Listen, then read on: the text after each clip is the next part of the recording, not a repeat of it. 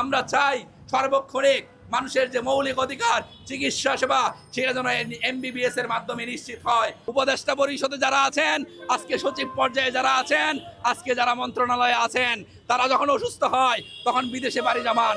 তারা শিডিউল নিয়ে রাখেন আগে, অসুস্থ হওয়ার আগেই স্বাস্থ্যের জন্য চেকআপে যান।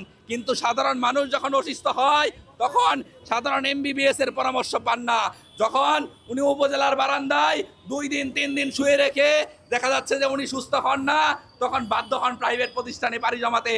আপনারা জানেন প্রাইভেট প্রতিষ্ঠানে পরীক্ষা নিরীক্ষার খরচ সেটা 4 থেকে 5 গুণ বেশি।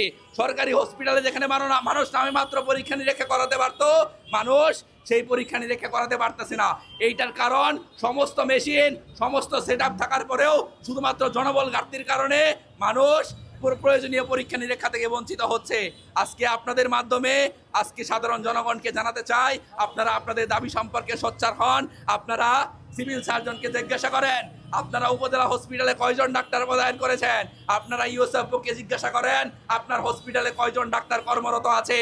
আমরা চাই সার্বক্ষণিক মানুষের যে মৌলিক অধিকার চিকিৎসা সেবা সেটা যেন MBBS এর মাধ্যমে নিশ্চিত হয়।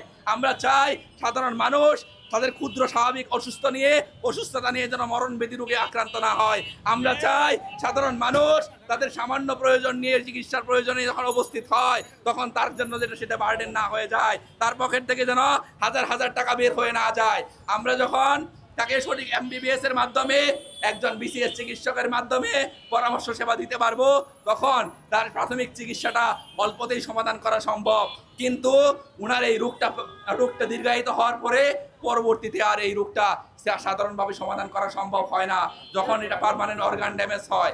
আজকে আপনাদের মাধ্যমে আমরা জানাতে চাই সরকার 48তম BCS এর আয়োজন করেছে, সেখানে চাইলেই 3 মাসের ভিতরে সরকার চাইলেই এই 10,000 চিকিৎসক সংকট নিরসন করতে পারত। কিন্তু সরকার অর্থনৈতিক সংকটের কথা বলে বারবার জনগণকে ধোঁকা দিয়ে যাচ্ছে, প্লাস আমাদের চিকিৎসক সমাজকে ধোঁকা দিয়ে যাচ্ছে।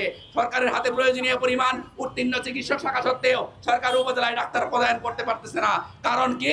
কারণ সরকারের সদিচ্ছার অভাব। সরকারের কিন্তু টাকার অভাব নেই, কারণ টাকা ফেরত যায়। স্বাস্থ্য খাতে একমাত্র খাত যেখানে স্বাস্থ্য খাতের সমন্বয়ের অভাবে পুরো টাকা খরচ করতে পারে না। 41,000 কোটি টাকা বাজেট হয়, সেইখানে তারা 30,000 কোটি টাকা খরচ করতে পারে না। 25,000 কোটি টাকা খরচ করতে পারে, প্রায় 15 থেকে 17,000 কোটি টাকা খরচ করতে পারে না। আপনারা গত বছরের পরিসংখ্যান নেন, স্বাস্থ্য মন্ত্রণালয়ের কাছ থেকে পরিসংখ্যান জানতে চান গত বছর কত টাকা বাজেট ছিল।